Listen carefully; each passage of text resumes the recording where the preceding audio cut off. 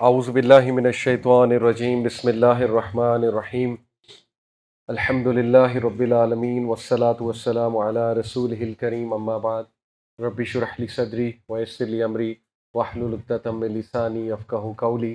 السلام علیکم ورحمۃ اللہ وبرکاتہ۔ جزاکم اللہ خیر، بہت شکریہ آنے کے لیے، اللہ قبول فرمائے آنا، اور اللہ آپ کا قیام، سجدے، روزے سب قبول فرمائے۔ سورہ لقمان انشاءاللہ آج اس پہ بات کریں گے۔ بہت امپورٹنٹ سورہ ہے اسپیشلی یوتھ کے لیے، اور لقمان اس کا نام ہے سورہ کا۔ لقمان علیہ السلام کون تھے؟ نبی نہیں تھے، ایک نیک انسان تھے، اور ان کے بارے میں آتا ہے بلیک تھے، حبشی، موٹے موٹے ہونٹ تھے، باقاعدہ یہ ڈسکرپشن ہے حدیث میں، لیکن بہت وائز تھے۔ تو قرآن نے سبحان اللہ جتنے بھی کیریکٹرز آپ دیکھیے قرآن نے مینشن کیے، ان میں کوئی خاص چیز ہے تو مینشن ہوئے ہیں، اور دس از ویری امیزنگ کہ ایک بلیک انسان کے بارے میں قرآن جو ہے اس کے نام پہ سورہ رکھی ہوئی ہے پوری۔ اور وومن رائٹس کے لوگ بات کرتے ہیں تو حضرت Maryam, she is a woman, the best of the worlds, ان کے پورے نام، ان کے نام پہ پوری سورہ ہے، سبحان اللہ۔ تو اللہ تعالیٰ جب کسی کا نام مینشن کرتے ہیں تو that person must be very special. جیسے کئی ایسے لوگ قرآن میں مینشنڈ ہیں جو نبی نہیں تھے لیکن بہت رسپیکٹیبل تھے، جیسے کہ ذوالقرنین نبی نہیں تھے، لقمان نبی نہیں تھے، عزیز مصر کبھی اچھے الفاظ میں تذکرہ ہے قرآن مجید میں۔ ایک بار عبداللہ ابن مسعود اپنے اسٹوڈنٹ سے سوال کیا کرتے تھے کہ دنیا کے عقل مند ترین لوگ کون گزرے ہیں، تو اس میں وہ تین لوگ بتایا کرتے تھے عبداللہ ابن مسعود، ایک لقمان علیہ السلام، ایک عزیز مصر، اور تیسرا ابو بکر صدیق۔ یہ عبداللہ ابن مسعود کا ویو ہے۔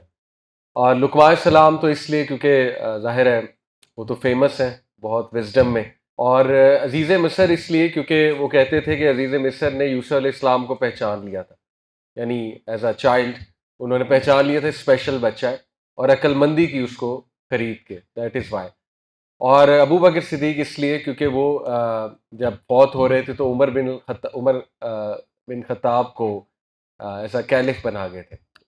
تو یہ عبداللہ بن مسعود کا ویو ہے کہ اس میں بھی بڑا وزڈم ہے کہ وہ اس انسان کو کیلف بنا کر گئے جو بہت زیادہ ان کے لیے صدقہ جاریہ کا باعث بنے گا۔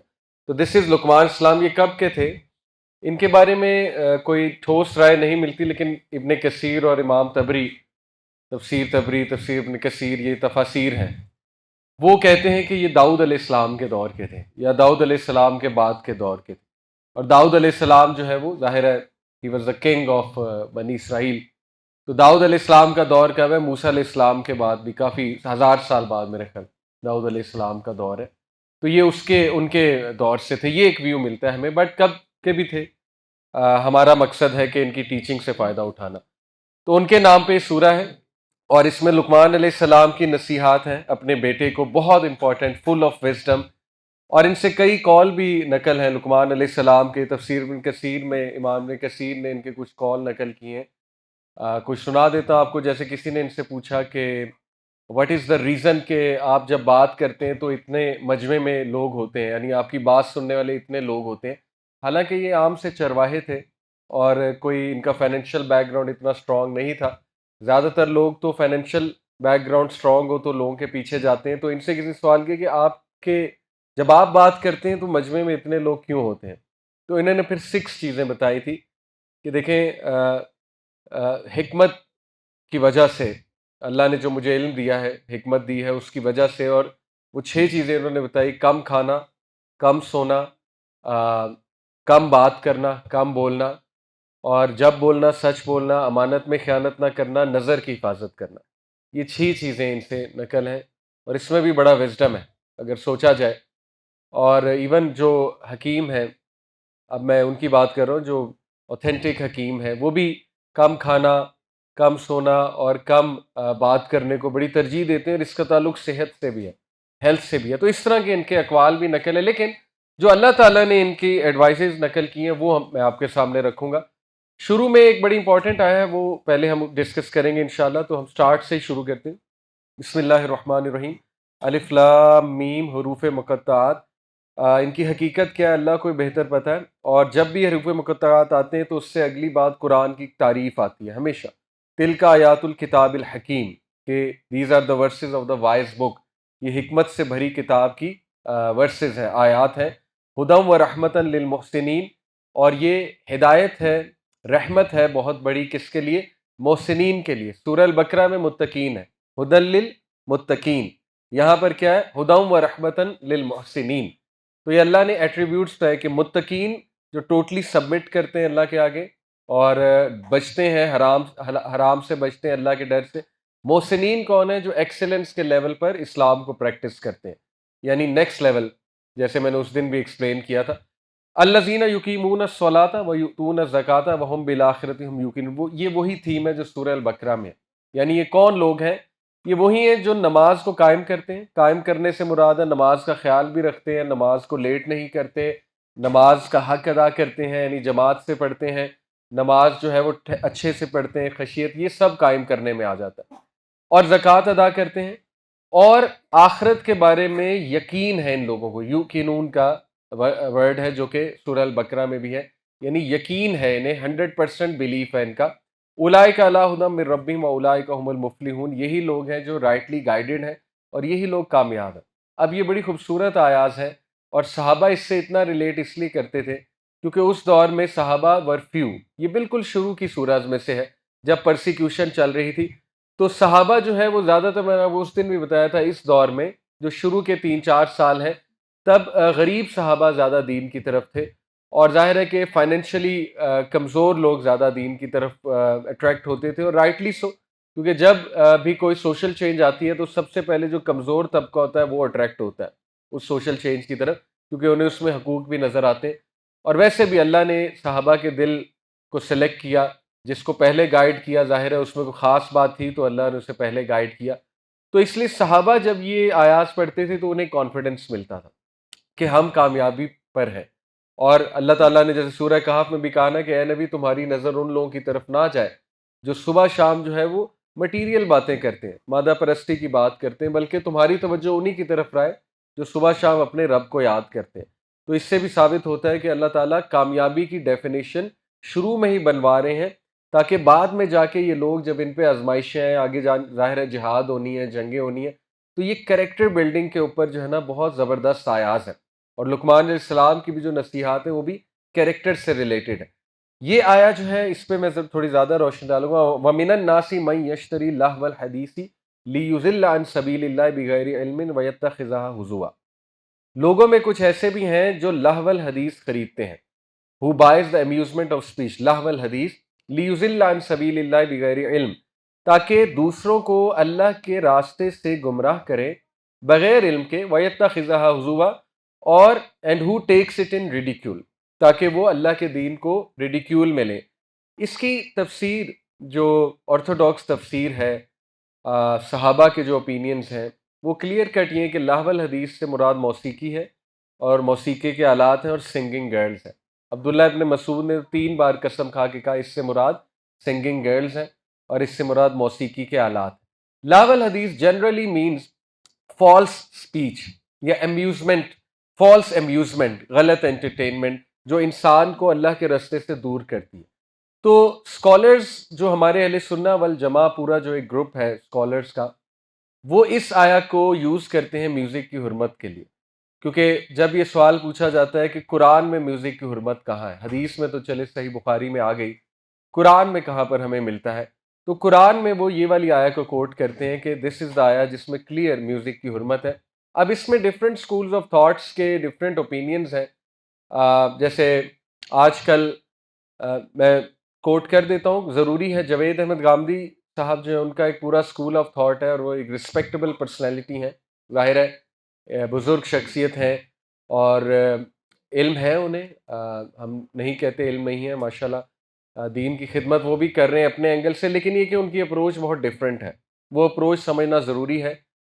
دیکھیں، قرآن مجید سے کوئی چیز اخذ کرنی ہے، حدیث سے کوئی چیز اخذ کرنی ہے، یا ہم نے شریعہ سے ریلیٹڈ کوئی معاملہ سمجھنا ہے، تو ہمارے دین نے اس کی ایک اپروچ سمجھائی ہے، اور وہ اپروچ جو ہے وہ بڑی لاجیکل سی اپروچ ہے۔ جیسے آج کل ایک انکار حدیث کا بھی فتنہ چل رہا ہے معاشرے میں، اور جاوید احمد غامدی انکار حدیث نہیں کرتے، لیکن کچھ ایسے لوگ موجود ہیں جو ٹوٹلی حدیث کو انکار کر دیتے ہیں۔ وہ کہتے ہیں کہ حدیث جو ہے وہ بعد میں جمع ہوئی ہے، 200-300 سال بعد، تو وہ حدیث جو ہے وہ ریلائبل نہیں ہے، اس لیے وہ حدیث کا ٹوٹل انکار کر دیتے ہیں اور کہتے ہیں ہمیں جو بتانا ہے قرآن سے ہی بتاؤ. دیکھیں یہ illogical بات ہے، ویسے بھی انسینسیبل بات ہے. اگر آپ تھوڑا سا لاجیکل ہو کے سوچیں، میں ایک فزکس کا ٹیچر ہوں، سپوز میں فزکس پڑھاتا ہوں اور میں آپ کو کہوں آپ مجھے ٹیچر لیں ایز اے فزکس کا، میں آپ کو کہوں کہ یار فلانے پہاڑ پہ فزکس کی بک پڑھی ہے، اٹھاؤ اور پڑھ لو اور بس ٹھیک ہے، تو آپ مجھے کیا کہیں گے؟ آپ کہیں گے کہ سمجھانے والا بھی تو کوئی ہونا چاہیے نا، یہ کیا بات ہوئی کہ جاؤ اٹھاؤ اور جا کے سیلف اسٹڈی کر لو. تو آپ نبی صلی اللہ علیہ وسلم کو ایک ڈاکیہ کی حیثیت دے رہے ہیں، اللہ معاف کرے، ایک پوسٹ مین کی. نبی صلی اللہ علیہ وسلم ایک پوسٹ مین تھے جو بس قرآن لے کر آئے ہاتھ میں اور پوری دنیا کو دے دیا، یہ لو قرآن خود ہی پڑھو خود ہی سمجھو. کیا یہ حیثیت ہے اللہ کے نبی صلی اللہ علیہ وسلم کی؟ Is that even logical? یعنی آپ دنیاوی کوئی سبجیکٹ سلیکٹ کرتے ہوئے ایک ٹیچر لیتے ہیں، ایک استاد لیتے ہیں، اور اتنا مطلب ٹیکنیکل سبجیکٹ، دین ٹیکنیکل چیز ہے. انہیریٹنس کے مسائل، ڈیورس کے مسائل، فقہی معاملات ٹیکنیکل ہیں بہت زیادہ. آپ اس میں کہتے ہیں کہ نہیں، بس نبی صلی اللہ علیہ وسلم کا کی یہی حیثیت ہے کہ وہ قرآن لے کر آئیں. بس وہ قرآن صرف لے کر نہیں آئے ہیں. اللہ ان کے بارے میں کہتے ہیں کہ ہم نے تم پہ قرآن نازل کیا کس لیے؟ تاکہ تم بلیورز کو سکھاؤ قرآن، وَيُزَكِّيهِمْ، اور ان کا تزکیہ کرو، ان کو نصیحت کرو، اور ان کو یو لیو بائی دا قرآن، تاکہ تم انہیں اس کی انٹرپریٹیشن بتاؤ. اور ہم نے تمہیں حکمت دی قرآن کے ساتھ. تو ایسا کیسے ہو سکتا ہے کہ اللہ نے قرآن کو محفوظ کیا، نبی صلی اللہ علیہ وسلم کے اقوال کو محفوظ نہیں کیا؟ It doesn't make sense. Then تو پھر انکمپلیٹ ہے. یعنی اتنا بڑا انسان آیا نبی صلی اللہ علیہ وسلم جو کہ ٹیچر ہے، معلم ہے، قرآن معلم کہہ رہے ہیں انہیں، ہم تو نہیں کہہ رہے، قرآن معلم کہتا ہے نبی صلی اللہ علیہ وسلم کو. معلم کے اقوال محفوظ ہی نہیں ہوں گے، یہ تو پھر آپ کا پورا دین کی بیس جو ہے وہ ختم ہو جاتی ہے. ٹھیک ہے، تو یہ illogical بھی ہے، نہ صرف یہ ٹیکنیکلی غلط ہے، یہ تو بہت illogical بات بھی ہے کہ حدیث کو ٹوٹلی ریجیکٹ کر دینا. ہاں، حدیث میں درجات ہیں، صحیح حدیث ہے، حسن حدیث ہے، غریب حدیث ہے، منکر حدیث ہے، ضعیف حدیث ہے، موضوع حدیث ہے. حدیث میں مختلف جو ہے درجات ہیں، اور بڑی محنت کی ہے محدثین نے. امام بخاری جیسے لوگوں کی محنت کو کوڑے کے ڈبے میں ڈال دینا، جس شخص نے شادی ہی نہیں کی، حدیث کی ایسی خدمت کی ہے، ساری عمر شادی نہیں کی. امام مسلم، ٹھیک ہے، امام ترمذی، امام ابو داؤد، یعنی یہ جو لوگ آئے ہیں ان کی پوری زندگی حدیث کلیکٹ کرنے میں لگی، اسماء و رجال کو اسٹڈی کرنے میں لگی. پورا انہوں نے اسماء و رجال کا ایک علم نکالا. اسماء و رجال یعنی وہ راوی جن سے حدیث آ رہی ہے، ان کو پرکھا وہ کون لوگ تھے، ریئل تھے کہ فیک تھے، زندہ بھی تھے کہ نہیں تھے. جیسے میں آپ کو کوئی، اللہ معاف کرے، خود سے حدیث سنا دوں، آپ کہیں جی اس کے راوی کون ہے، میں راوی بھی خود سے گڑھ لوں، تو آپ کو پتا ہے میں ایسا نہیں کر سکتا، کیونکہ محدثین فوراً ان راویوں کے نام نکال لیں گے اسماء و رجال کی کتابوں سے. وہ کہیں گے یہ تو ایگزسٹ ہی نہیں کرتے لوگ، یہ کون لوگ ہیں جن کو راوی بنا رہے ہیں.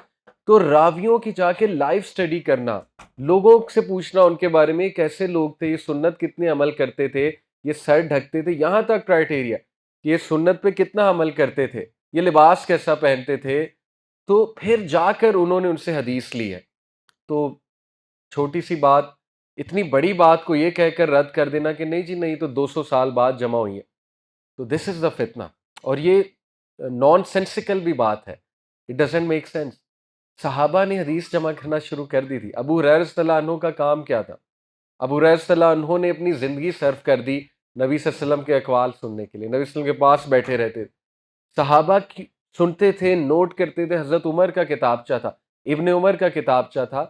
بات کہیں اور چلی جائے گی، لیکن یہ جو فتنہ ہے کہ حدیث کو ہی انکار کر دینا، یہ ٹیکنیکلی تو بہت غلط ہے ہی، لیکن نان سینسیکل بات بھی ہے. یعنی اس کی سینس نہیں بنتی بالکل بھی، کیونکہ اس کے بغیر دین نامکمل ہے. پھر آپ نبی صلی اللہ علیہ وسلم کو نعوذ باللہ کہہ رہے ہو کہ وہ بس ایک پوسٹ مین تھے جنہوں نے آ کے پہاڑ پہ قرآن رکھ دیا اور بس قرآن اب پڑھ لو، جس نے پڑھنا ہے بس پڑھ لے قرآن. ہیونگ سیڈ اٹ، میں ڈسکریج نہیں کر رہا کہ قرآن اگر خود سے کوئی ٹرانسلیشن پڑھنا چاہتا ہے پڑھ سکتے ہیں، لیکن جب ٹیکنیکل چیزوں کی بات آئے گی تو پھر آپ کو ضرورت پڑے گی، پھر آپ کو علماء کی بھی ضرورت پڑے گی، تفاسیر کی بھی ضرورت پڑے گی. اور علماء کہاں سے تفاسیر لے کر آتے ہیں؟ نبی صلی اللہ علیہ وسلم کے اقوال سے. تو اس لیے ہماری اپروچ کیا ہے کہ حدیث بھی وہی ہے. اب ڈفرنس کہاں پر آتا ہے اہل سنہ والجماع کی اپروچ میں اور غامدی صاحب کے اسکول آف تھاٹ میں؟ صرف اتنا ڈفرنس ہے، جو کہ میں صرف تو کہہ رہا ہوں لیکن بہت بڑا ڈفرنس ہے، کہ جاوید احمد غامدی حدیث کو وحی نہیں مانتے. وہ حدیث کو لا میکنگ باڈی نہیں مانتے، حدیث کو مانتے ہیں، حدیث کا انکار نہیں کرتے ہیں، لیکن وہ حدیث کو تاریخ تک رکھتے ہیں کہ بس یہ تاریخ ہے، یہ ہسٹری ہے حدیث. It's a good source to know about دین but it can not create any law. یہ لا میکنگ باڈی نہیں ہے. تو ہمارا سب سے بڑا ڈفرینس یہاں آتا ہے، ہم کہتے ہیں حدیث بھی وہی ہے. اللہ قرآن میں کہتے ہیں محمد صلی اللہ علیہ وسلم خود سے نہیں بات کرتے، بلکہ جو وہ بات کرتے دین کے بارے میں وہ کیا ہے، وہ ہماری ہی طرف سے ہے. ٹھیک ہے، تو یہ ڈفرینس آتا ہے. تو اس لیے ہمارے نزدیک حدیث میں، اب دیکھیں امام مہدی کا بھی حدیث میں تذکرہ قرآن میں کہیں نہیں ہے، دجال کا بھی حدیث میں تذکرہ ہے قرآن میں نہیں ہے ڈائریکٹ. اسی طرح عذاب قبر کا ڈائریکٹ قرآن میں کہیں نہیں ہے، اشارے ملتے ہیں، ڈائریکٹ نہیں ہے. تو اب اس کا کیا مطلب ہے کہ ہم ان چیزوں کا انکار کر دیں؟ عیسیٰ السلام کی سیکنڈ کمنگ قرآن میں اشارہ ہے لیکن ڈائریکٹ کہیں نہیں ہے، وہ بھی حدیث میں ملتا ہے. تو اس لیے وہ اس طرف چلے گئے اور ان کا ویو ہے کہ عیسیٰ السلام کی سیکنڈ کمنگ بھی غلط ہے، دجال بھی کوئی کریکٹر نہیں ہے، یہ سب ہوائی باتیں ہیں، امام مہدی بھی ایک افسانوی بات ہے. آپ سن لیں ان کے ویوز، بڑے اس میں وہ ہیں، کلیئر کٹ ویوز ہیں. اینی وے وہ رسپیکٹیبل ہیں، ان کے اپنے ویوز ہیں، لیکن ان کی اپروچ بہت مختلف ہے. ایک یہ اپروچ کا ڈفرینس آتا ہے، دوسرا اجماع کو وہ نہیں مانتے ہیں. واٹ از اجماع؟ دیکھیں ہم نے کوئی بھی چیز دین کی سمجھنی ہے، اس کا ایک پروسیس ہے. جیسے میں فزکس کی کوئی بات آپ کو سمجھاؤں، نیوٹن کا سیکنڈ لا ایکسپلین کروں آپ کو، Newton second law is F is equal to M اے.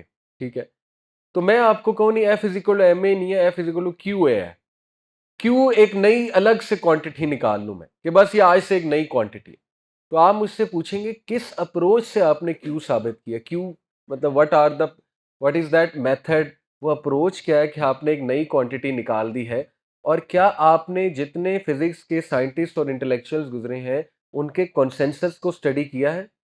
تو یہ بھی لاجیکل سی بات ہے کہ دیکھیں دین، اجماع کہتے ہیں کس چیز کو، تابعین تبع تابعین جو فرسٹ 3 جنریشنز ہیں ان کا اجماع اور امت کے اسکالرز کا اجماع. یہ بھی ایک دلیل ہے، یہ بھی ایک ہمارے لیے حجت ہے. جیسے جب بھی ہم اصول فقہ پڑھتے ہیں اس میں کیا پڑھتے ہیں کہ سب سے پہلے دلیل کہاں سے لی جاتی؟ قرآن. قرآن میں اگر ڈائریکٹ نہیں ہے تو پھر حدیث، حدیث کے بعد صحابہ کے اوپینین، آثار صحابہ اور اجماع، صحابہ کا اجماع، صحابہ کہاں پر اکٹھے ہوئے ہیں. ٹھیک ہے، اور اس کے بعد امت کا اجماع، امت کے اسکالر سے مراد صرف ایک اسکول آف تھاٹ نہیں ہے، اوور آل شافعی، مالکی، حنبلی فقہ کا کہاں پہ کنسنسس مل رہا ہے. اس کے بعد قیاس ہے، قیاس کے بعد کیا اجتہاد ہے، اجتہاد کے بعد کیا عرف ہے. عرف کیا ہوتا ہے؟ کسٹم، ایک معاشرے کا کسٹم بھی دیکھا جائے گا، اس کے مطابق بھی پھر چیز کو سمجھا جائے گا. تو فقہ اتنا زیادہ ہماری فقہ میں، آپ سوچئے کہ ہماری رہنمائی فرمائی ہمارے دین نے کہ دس از دا پروسیس جس سے آپ دین انڈرسٹینڈ کریں. اب دیکھیں ایک بندہ اٹھ کے وہ اجماع کا انکار کر دے، وہ کہیں اجماع باؤنڈنگ نہیں ہے، اجماع جو ہے وہ کوئی سورس نہیں ہے اور اجماع حجت نہیں ہو سکتی، تو پھر بہت مسئلہ ہوگا، پھر بہت سی چیزیں جو ہے نا وہ کنفیوژن پیدا ہو جائے گی. تو امت کا اجماع ہے میوزک کی حرمت.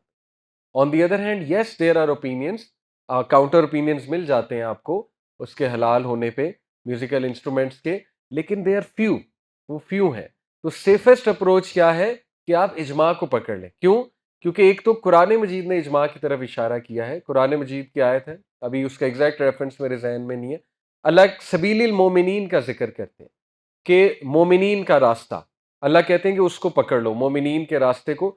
تو نبی صلی اللہ علیہ وسلم نے اس کی تفسیر فرمائی ہے کہ میری جنریشن، میرے بعد کی جنریشن اور اس کے بعد کی جنریشن یہ بیسٹ جنریشن ہے. کون کون؟ صحابہ، تابعین اور تبع تابعین. اور لاجیکل سی بات ہے، یہ بیسٹ کیوں ہے؟ کیونکہ انہوں نے باقاعدہ آیات کو اترتے دیکھا ہے، آیات کا بیک گراؤنڈ پتہ ہے.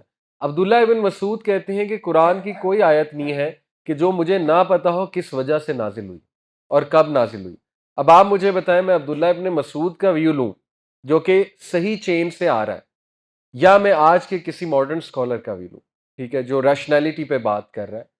تو میں تو سیف اپروچ عبداللہ ابن مسعود کا ویو لوں گا، سیفسٹ اپروچ تو یہی ہے نا. عبداللہ ابن عباس کا ویو لوں گا کیونکہ وہ مفسر قرآن ہے، نبی صلی اللہ علیہ وسلم نے انہیں دعا دی کہ ان کو قرآن کا علم دیجیے اللہ تعالیٰ، اور ان کو مفسر قرآن کہا جاتا ہے. نبی صلی اللہ علیہ وسلم کے کزن ہیں، ان کے چچا کے بیٹے عبداللہ ابن عباس. تو عبداللہ ابن عباس کا بھی ویو ہے کہ یہاں سے مراد میوزک ہے، میوزیکل انسٹرومنٹس ہے. تو اس کی تفسیر بیسکلی یہ ہے کہ قریش کیا کرتے تھے کہ جب نبی صلی اللہ علیہ وسلم قرآن سنایا کرتے تھے تو وہ دیکھتے تھے کہ قریش دیکھتے تھے کہ لوگ متوجہ ہو رہے ہیں اور لوگ جو ہے وہ اٹریکٹ ہو رہے ہیں. تو انہوں نے کاؤنٹر میں کیا کیا, انہوں نے سنگنگ گرلز کو بلانا شروع کیا, میلے لگانا شروع کیے, میوزک موسیقی کی محفلیں لگانا شروع کی اور لوگوں کو ڈائیورٹ کیا اپنی طرف. تو ایگزیکٹ تو تفسیر اس کی ہے کہ اللہ تعالیٰ کنڈیم کر رہے ہیں اس کو کہ وہ لوگ جو لہو الحدیث کا استعمال کرتے ہیں, یعنی فالس امیوزمنٹ کا, اللہ کے رستے سے لوگوں کو ہٹانے کے لیے. تو دیکھیے ایک اوپینین یہ آتا ہے کہ لٹرل لوئس آیا کو وہ والا میوزک حرام ہے جو اللہ کے رستے سے آپ کو ہٹاتا ہے. تو چلیں آپ اسی کو مان لیں, 100% میوزک آج کا اللہ کے رستے سے ہٹاتا ہے. I can prove to you. Music ایک ایسا سبجیکٹ ہے کہ آئی وش کہ میں اس پہ کوئی ہلکی بات کر سکتا اور کوئی لچک دے سکتا, لیکن اس کو میں نے اتنے اینگل سے اسٹڈی کیا ہے کہ میں کہیں سے کوئی ہلکی بات نہیں کر سکتا میوزک کے بارے میں. ایک تو قرآن اور حدیث کا اینگل ہے, چلیں کوئی نہیں مانتا, کوئی کہتا ہے یار نہیں آپ غلط تفسیر بیان کر رہے ہیں, یہ نہیں ہے, بس اچھا میوزک سن سکتے ہیں. دوسرا سائیکولوجیکل اینگل ہے, میوزیکل انسٹرومنٹس کے psychological effects, musical instruments brain کے سیم اس پاتھ وے کو ایکٹیویٹ کرتے ہیں جو ایڈکشن کا پاتھ وے ہے. آپ ریسرچز پڑھ لیں, اب تو گوروں کی ریسرچز ہیں اس پہ, کیوں میوزک اتنا ایڈکٹیو ہے, کیوں ایڈکٹیو پیٹرن اجاگر کرتا ہے, کیوں میوزک جو ہے فینٹیسیز کی طرف لے کر جاتا ہے. اچھا پھر لیرکس والا اسپیکٹ ہے, آپ دیکھیں میوزک کے لیرکس کیا ہوتے ہیں, بالی ووڈ گانوں کے لیرکس کیا ہیں, ہالی ووڈ گانوں کے لیرکس کیا ہیں, ٹاپ 10 گانے ابھی کھول لیں, ان کے لیرکس دیکھیں, اس میں وومن, سیکس, ڈرگز, وومن کا فگر بیان کیا جا رہا ہے, عشق مشوقی کی بات ہو رہی ہے, فضول بات ہو رہی ہے, فینٹیسیز کی بات ہو رہی ہے, ایلوژنس کی بات ہو رہی ہے, ریالٹی سے کوئی تعلق نہیں ہے. وہ اینگل بھی چھوڑ دیں. تیسرا اینگل سیٹنزم والا, کیا اب کوئی پروف باقی رہ گیا ہے کہ ماڈرن میوزک انڈسٹری سیٹنزم کا حصہ ہے؟ بہت بڑا الومیناٹی کا بہت بڑا پروجیکٹ ہے. اور دنیا میں کوئی ایک انسان مجھے دکھا دیں, یہ میرا آپ کو چیلنج ہے, جو قرآن سے بھی بہت پیار کرتا ہے اور میوزیشین بھی ہے. آئی ایم چیلنجنگ یو, مجھے دنیا میں کوئی ایک انسان دکھا دیں. امام ابن قیم نے کہا music and Quran can not coexist in one heart, one will expel the other. Allah معاف کرے, یا میوزک قرآن کی محبت کو ایکسپیل کر دے گا یا قرآن میوزک کی محبت کو ایکسپیل کر دے گا. اور یہ ہمارا اپنا پرسنل تجربہ ہے. ایک دور میں جو گانے اتنے پسند تھے کہ مطلب اس کے بغیر دن نہیں گزرتا تھا, 100 بار سنتا تھا میں, اب دکھتے ہیں الحمدللہ. اب کہیں نظر آ جائے تو دکھتے ہیں. بڑی بات نہیں کر رہا, لیکن جتنا تھوڑا بہت قرآن الحمدللہ ہے, دل میں محبت ہے, تو یہ اپنا بھی تجربہ ہے. اور جب میوزک کی محبت بہت دل میں تھی تو قرآن دکھتا تھا. آنیسٹ بہت بڑی بات کہہ رہا ہوں, لیکن یہ یوتھ بتاتے ہیں ہمیں آ کے. مجھے ایک سسٹر نے بڑا بلنٹ سوال کیا تھا ایک بار, ان کہا تھا کہ آپ کہتے ہیں قرآن سنیں, تو اس نے کہا آنیسٹلی مجھے قرآن سے کوئی لطف نہیں آتا. میں نے تلاوت سننے کی کوشش کیا, لیکن آنیسٹلی مجھے تو اس سے کوئی وہ لطف نہیں آتا. اور آئی اپریشیٹڈ ہر آنیسٹی. لیکن پھر بات وہی ہے, میں نے انہیں یہی سمجھایا کہ دیکھیں جب ٹائیفائڈ ہوتا ہے نا, منہ کڑوا ہوتا ہے, تو آپ اچھے سے اچھا برگر, اچھی سے اچھے پیسٹری کھا لیں, فروٹ کھا لیں, پسند نہیں آئے گا.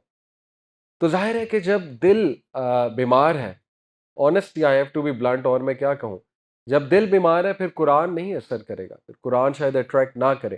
تو اس لیے دس از ون سبجیکٹ میوزک, میں اس پہ تھوڑا زیادہ بات کر رہا ہوں کہ یہاں پہ کوئی لچک نہیں ہو سکتی ہے, because of all three angles. Quran و حدیث والا اینگل ہمارے لیے خیر وہی کافی ہونا چاہیے, لیکن اگر کوئی اس اینگل کو نہیں مان رہا, دوسرا angle psychological effects of music. آپ جا کے ریسرچز تو پڑھیں میوزک کے بارے میں. اچھا کاؤنٹر ریسرچز بھی ہیں میوزک کے کچھ فائدے. دیکھیں اللہ نے قرآن میں کیا کہا, شراب کے کچھ فائدے بھی ہیں, لیکن اس کے نقصانات زیادہ ہیں. یہ بھی فقہ کا ایک اصول ہے کہ پروز اینڈ کونس دیکھ کر چیز اڈاپٹ کرنی چاہیے. ٹھیک ہے, یعنی ٹھیک ہے کوئی فائدے ہوں گے, لیکن نقصانات بہت ہیں. آپ خود بتائیں, تھرو آؤٹ ہسٹری آنیسٹلی بتائیں میوزک کس لیے استعمال ہوا, تھرو آؤٹ ہسٹری. چھوڑ دیں اچھائی, مطلب کچھ لوگ کوٹ کرتے ہیں اے رائے حق کے شہیدوں وفا کی, وہ جو گانا ہے وہ کہتے ہیں وہ بھی تو میوزک ہے, وہ بھی تو اچھا ہے. پھر کوک اسٹوڈیو کے جو ہے وہ تو کجا من کجا, وہ بھی تو میوزک کے ساتھ ہے, وہ بھی تو اچھا ہے. چھوڑ دیں, وہ 0.1% ہے. 99.9% کیا ہے آپ کے سامنے, گند. تو کیا ثابت نہیں ہو رہا کہ جس کے کونز اتنے زیادہ ہیں، جو اتنی خطرناک چیز ہے، ابھی تو وہ الومیناٹی سیٹنزم والے اینگل پہ میں نہیں گیا، وہ تو آپ خود دیکھیں جا کے کہ یہ میجورٹی سنگرز کون ہیں، مطلب یہ سیٹنسٹ ہیں سارے، کس طرح یہ البمز ریکارڈ کرتے ہیں، گندے کام کر کے یہ گانا گاتے ہیں، وہ گندی انرجی آپ کے کانوں میں آ رہی ہے، وہ غلیظ گندی انرجی آپ کے کانوں تک آ رہی ہے، آپ کے سول کے اندر جا رہی ہے، ٹھیک ہے نا. Anyway it's a big topic, but میں اسی کا قائل ہوں کہ میوزیکل انسٹرومنٹس وہ حرام ہے ایکسیپٹ دا یوز آف ڈف. دف کا استعمال، اب یہ سوال کہ دف کیوں حلال ہے باقی کیوں نہیں حلال، تو دیکھیں یہ بالکل وہی سوال ہے کہ سور کا گوشت کیوں حرام ہے باقی سارے کیوں حلال ہے. بھائی سور کا گوشت بھی گوشت ہے لیکن حرام ہے، مچھلی کا گوشت بھی گوشت ہے، بکرے کا گوشت بھی، تو اللہ کو پتہ ہے نا کون سا گوشت حرام کرنا ہے. اسی طرح اللہ کو پتہ ہے میوزیکل انسٹرومنٹ کون سے آپ کے لیے زیادہ ڈیمیجنگ ہے، اور دف کی اجازت دی گئی ہے، آلدو اس پہ بھی علماء کے مختلف اوپینین، لیکن دف کی اجازت ملتی ہے کیونکہ وہ ایک واقعہ آتا ہے کہ بچیوں نے دف بجایا تھا، اور شادی پہ بھی دف بجایا کرتے تھے عرب. بٹ بچنا چاہیے آنیسٹلی. ماڈرن میوزک جو ہے اٹس ویری ڈینجرس، اس کے لیرکس بہت ڈینجرس ہیں، اس کے ٹیونز بہت ڈینجرس ہیں، بچنا چاہیے، اپنے آپ کو محفوظ کرنا چاہیے ان چیزوں سے. تو آگے چلتے ہیں، بات تھوڑی لمبی ہو رہی ہے، کوئکلی میں لقمان علیہ السلام کی نصیحت آپ کے سامنے رکھتا ہوں. آیت نمبر 12 سے شروع ہو رہی ہے. وَلَقَدْ آتَيْنَا لُقْمَانَ الْحِكْمَةَ أَنِ اشْكُرْ لِلَّهِ، بے شک ہم نے لقمان کو حکمت دی، وزڈم دیا.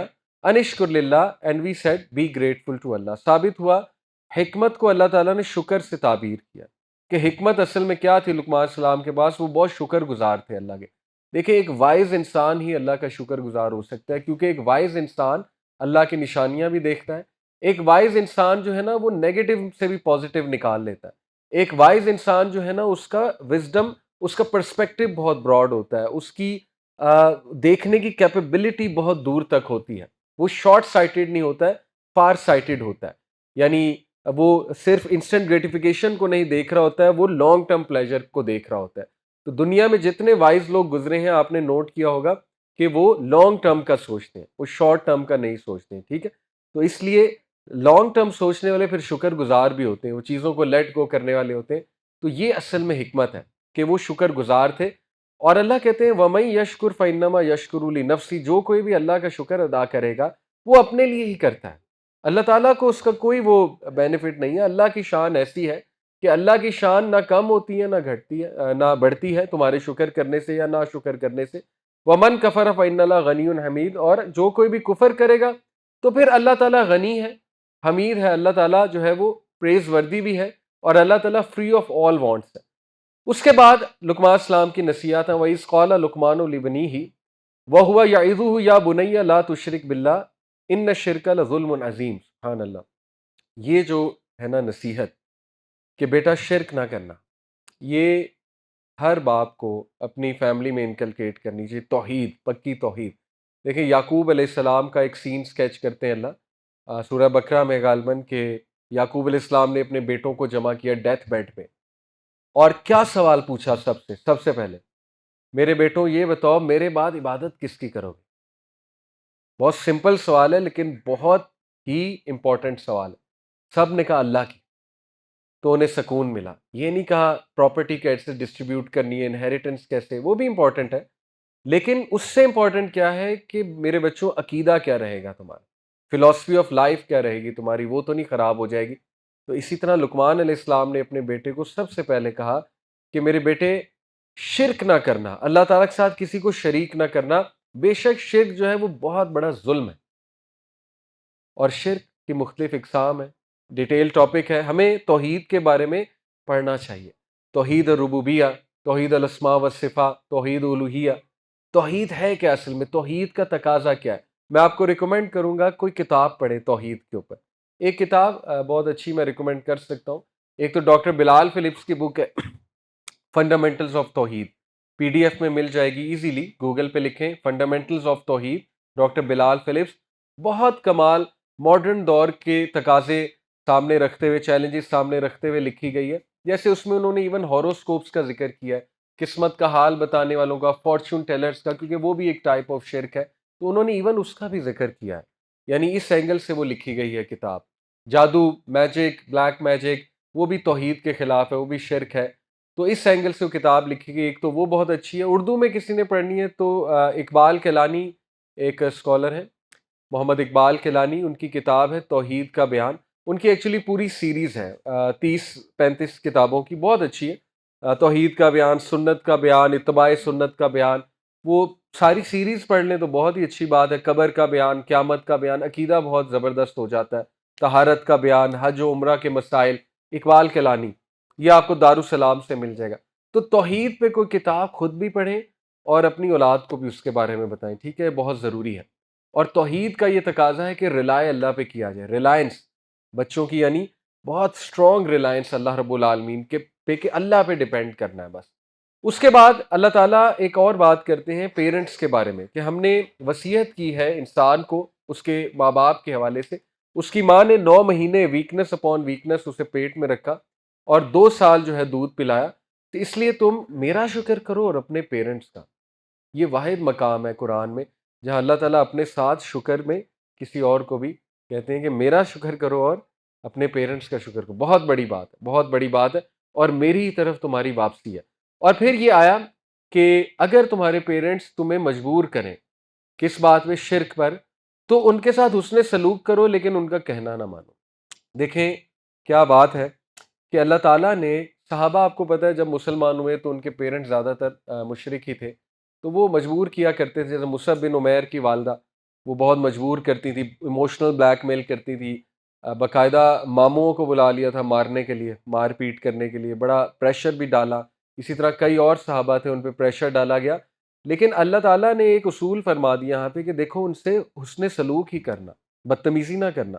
جیسے سعد بن نبی وقاص کی والدہ، انہوں نے بہت زیادہ ایموشنل انہیں بلیک میل کرنے کی کوشش کی، لیکن اللہ نے فرما دیا کہ فالو انہیں نہ کرنا اس معاملے میں، بٹ پھر بھی ان کے ساتھ حسن سلوک کرنا. تو دیکھیں شرک اللہ کو سب سے زیادہ ناپسند ہے، اور اللہ کو بڑا غصہ چڑھتا ہے شرک پر. اللہ کا غضب حاوی ہوتا ہے اس انسان پہ جو شرک کرتا ہے. لیکن پھر بھی اللہ یہاں پہ کہہ رہے ہیں ان کے ساتھ حسن سلوک ہی کرنا.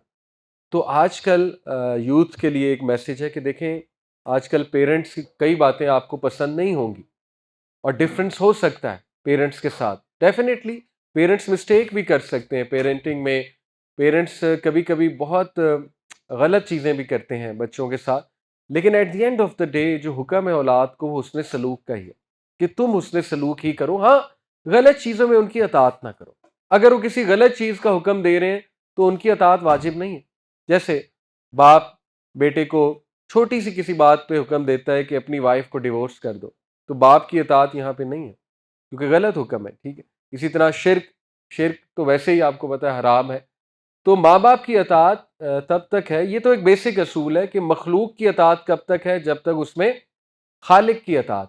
یہ تو ایک بیسک اصول ہے، ٹھیک ہے؟ لیکن اس کا یہ مطلب نہیں ہے کہ ان سے بدتمیزی کی جائے، یا اس کا مطلب نہیں ہے کہ ان سے اونچی آواز میں بات کی جائے. اس کا خیال رکھنا. اور پھر آگے ایڈوائس جاتی ہے. لقمان السلام کہتے ہیں یا بنی انہا ان تکو مثقال حبۃ من خردل فتکن فی صخرۃ او فی السماوات او فی الارض یأتی بها اللہ. اے میرے بیٹے، اب دیکھیں توحید کی آگے ایک توحید کو انٹرپریٹ کیا جا رہا ہے کہ توحید، اصل توحید کیا ہے. وہ کہتے ہیں میرے بیٹے یاد رکھو کہ اگر کوئی بھی ذرہ برابر چیز بھی غلط کی جائے، اور چاہے وہ کسی پتھر کے نیچے ہے، کسی پہاڑ کے نیچے ہے، یا آسمان میں کہیں چھپی ہوئی ہے، یا زمین میں کہیں چھپی ہوئی ہے، اللہ ول برنگ اٹ فور یاتی بھی اللہ، اللہ تعالیٰ اسے سامنے لے آئے گا. فکر آخرہ کا کانسیپٹ ہے توحید سے ہی ریلیٹڈ.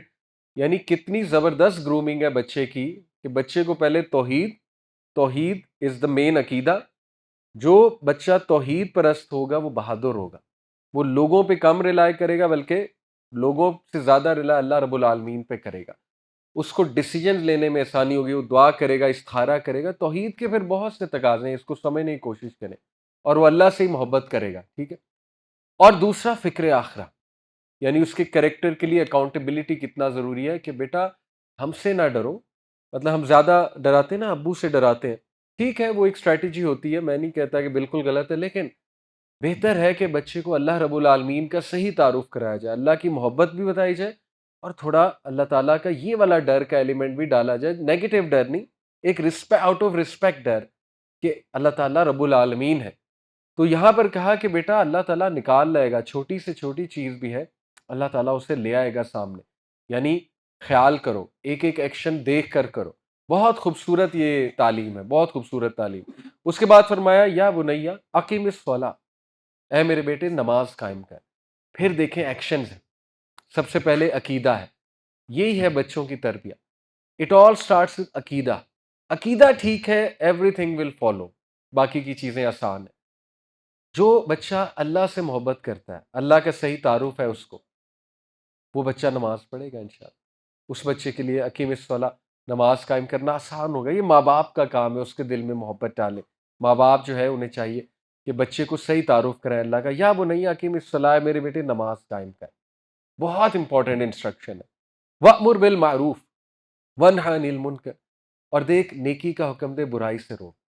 کیا پرسنالٹی دیکھیں وہ بلڈ کر رہے ہیں اپنے بچے کی کہ سوشل جسٹس قائم کرنے والے بنو. یہ سوشل جسٹس ہے نا کہ بیٹا جب برائی دیکھو تو کوشش کرو اس کو روکنے کی، اور نیکی کا حکم دینے والے بنو، اچھائی کا حکم دینے والے بنو. یہ ہے کیریکٹر بلڈنگ. وَاصْبِرْ عَلَىٰ مَا أَصَابَكَ. کتنی جامع گفتگو ہے. دیکھیں وزڈم کا تقاضا ہے تھوڑی گفتگو میں، کم الفاظ میں بڑی نصیحت. آج بچے کیوں بھاگتے ہیں؟ گھنٹے گھنٹے کا لیکچر، ٹھیک ہے، وہ بھاگتے ہیں، وہ سنتے ہی نہیں ہیں. ماں باپ شروع ہوتے ہیں گھنٹہ گھنٹہ نصیحت. دیکھیں ٹو دا پوائنٹ بات، اور ایسی بات جو اس کو چھاپ چھوڑ جائے. کوئی ہینڈز آن اپروچ سے انہیں سمجھایا جائے. مجھے یاد ہے جیسے ارطغرل ڈرامہ آتا تھا، اس میں ایک سین مجھے یاد ہے، کووڈ میں ہم نے دیکھا تھا. وہ جو ہوتا ہے ارطغرل کا باپ، وہ اس کو اس کے بھائی کو یونٹی سمجھاتا ہے. تو ایک تیر لیتا ہے، اکیلے تیر کو یوں کرتا ہے ٹوٹ جاتا ہے. اس کے بعد دو تین تیر کو کرتا ہے تو وہ نہیں ٹوٹ رہے ہوتے، تو سمجھاتا ہے کہ یہ دیکھو یہ ہے فائدہ اکٹھا رہنے کا. تو چھوٹی سی مثال سے اس نے دیکھیں ایک بات جو ہے نا وہ سمجھا دی. تو لمبی بات کسی کو پسند نہیں ہوتی. اینی وے، تو کہا وَاصْبِرْ عَلَىٰ مَا أَصَابَكَ، کہ اے میرے بیٹے وٹ ایور بفالز یو، صبر کرنا. اب یہ کتنی خوبصورت بات ہے. کیوں؟ کیونکہ انہوں نے بیٹے کو نصیحت کی کہ جب تو نہیں انل منکر اور امر بالمعروف کرے گا تو تجھے اپوزیشن آئے گی. اس پر کیا کرنا ہے؟ صبر کرنا. Whatever befalls you. دیکھیں کتنی بیوٹیفلی اگلی نصیحت فالو کر رہی ہے پچھلی کو کہ جمے رہنا. ٹھیک ہے، صبر کا دامن پکڑے رہنا. آسان نہیں ہے جو میں تمہیں کہہ رہا ہوں، جب تم کرنے لگو گے مشکل آئے گی. آسان نہیں ہے لیکن صبر کرنا. اور پھر کیا فرمایا؟ ان ذالک من عزم الامور، بے شک یہ بہت بہت بہت عزم مانگتا ہے. یہ کام آسان نہیں ہے. ٹھیک ہے، جب تم کرنے لگو گے بڑا عزم چاہیے اس کے لیے، اور یہ بہت بڑا کام ہے.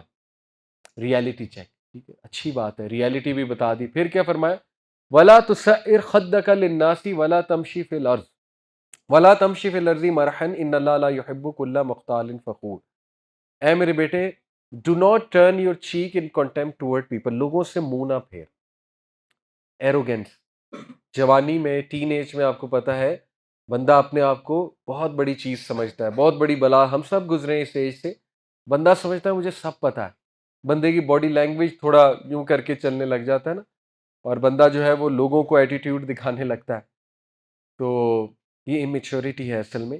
انہوں نے اپنے بیٹے کو کہا کہ بیٹا لوگوں سے منہ نہ پھیرنا، یعنی بی ہمبل. بی ہمبل بہت بڑا ایٹریبیوٹ ہے. یقین کریں جوانی میں دو ایٹریبیوٹس اگر آ جائیں تو یو آر لکی، اور آپ بلیسڈ ہیں. یا تو آپ کے ماں باپ نے بڑی کوئی اسپیشل دعا آپ کے لیے کی اور تربیت کی ہے، یا خاص اللہ تعالیٰ کی بلیسنگ ہے آپ پہ. وہ دو ایٹریبیوٹ کے ہیں، حیا اور عاجزی، جو کہ یوسف علیہ السلام میں تھی.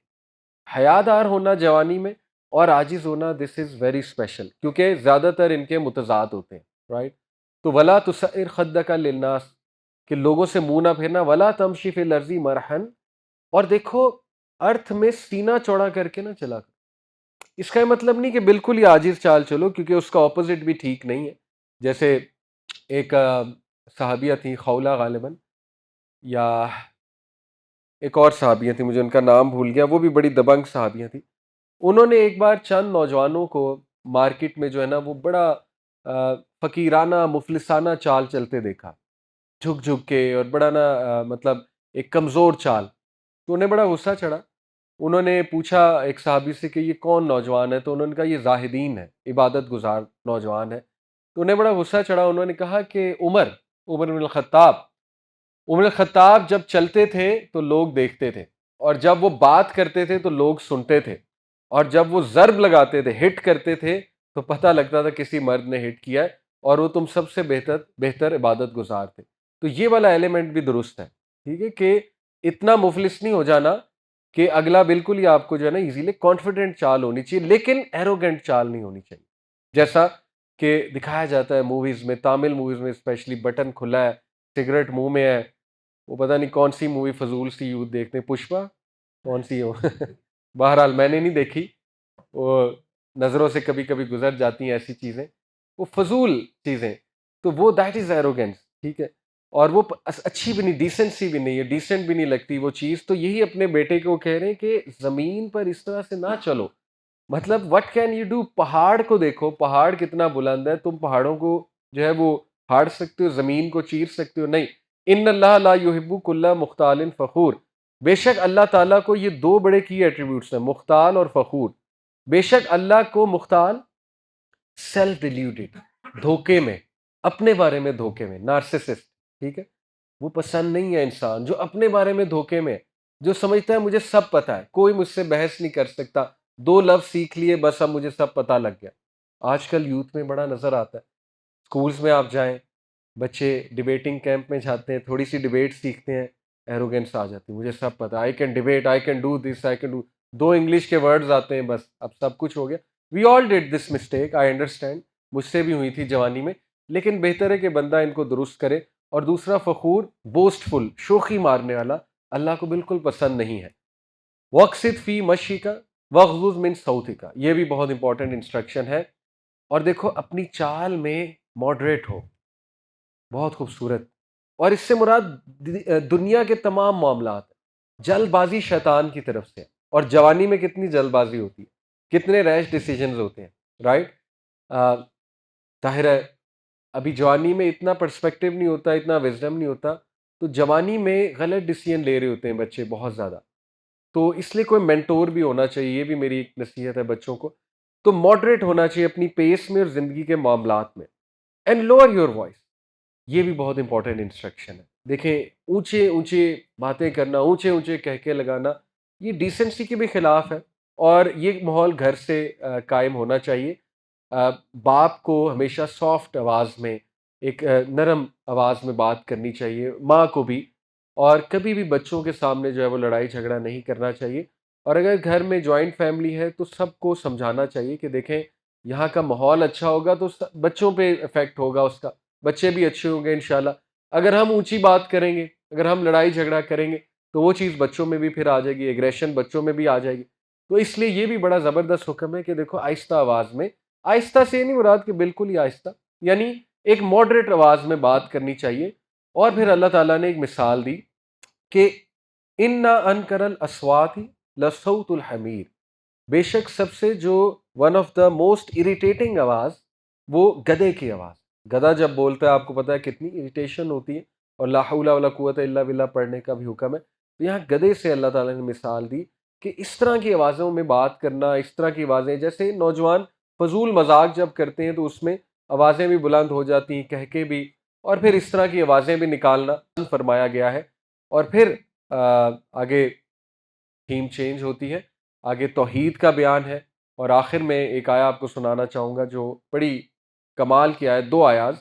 ایک تو آیا نمبر 22, اللہ کہتے ہیں وَمَن يُسْلِمْ وَجْهَهُ إِلَى اللَّهِ وَهُوَ مُحْسِنٌ فَقَدِ اسْتَمْسَكَ بِالْعُرْوَةِ الْوُثْقَىٰ, جو کوئی بھی اللہ کے آگے جھک جاتا ہے, اپنے آپ کو سبمٹ کر دیتا ہے اللہ کے آگے, اور وہ محسن ہے, ڈوئر آف گڈ ہے, اچھے اعمال کرنے والا ہے, فَقَدِ اسْتَمْسَكَ بِالْعُرْوَةِ الْوُثْقَىٰ, تو اس نے ایک ایسے سہارے کو پکڑ لیا, عروۃ الوثقیٰ کو پکڑ لیا, ایک مضبوط رسی کو پکڑ لیا ہے.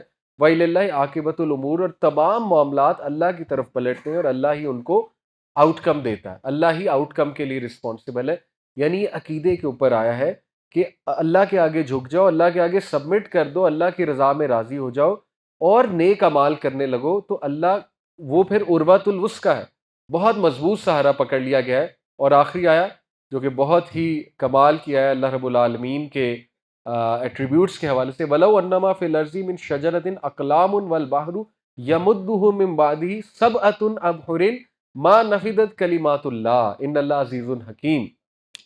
اے نبی کہیے اگر ہر درخت کو پین بنا دیا جائے اور ہر سمندر کو انک بنا دیا جائے اور پھر 7 سمندر اور لے آئے جائیں، جب انک ختم ہو جائے آپ کے سمندروں کی تو 7 سمندر اور لے آ جائیں، پھر بھی تمہارے رب کی تعریفی کلمات نہیں ختم ہوں۔